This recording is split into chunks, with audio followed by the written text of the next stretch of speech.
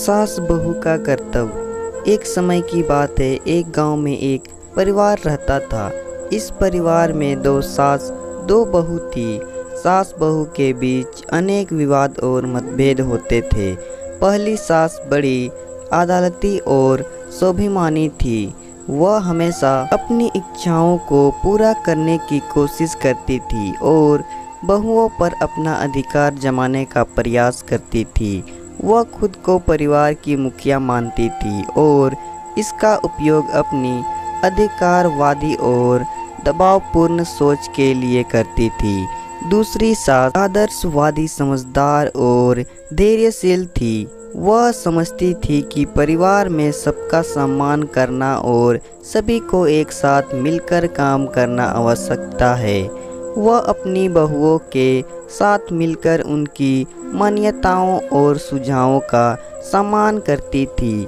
पहली बहू शांतिपूर्ण अपनी सास के साथ काम करने का प्रयास करती थी, परंतु सास उसे अधिकार और आदेशों की भूमिका देनी चाहती थी। इससे वह परेशान हो जाती थी और घर के माहौल में दबाव महसूस करती थी।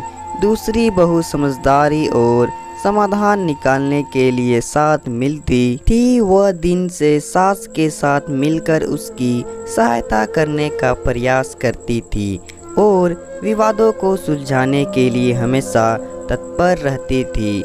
धीरे धीरे पहली सास ने समझना कि उसका अधिकारवाद और दबावपूर्ण सोच न केवल उसकी बहुओं को दुख पहुंचा रहा है, बल्कि परिवार के सभी सदस्यों को भी। उसने स्वयं को समझाया और अपनी सोच में परिवर्तन किया। इस बीच दूसरी सास और बहू ने प्रेम और सम्मान के आदान प्रदान के माध्यम से समझौते करना सीखा।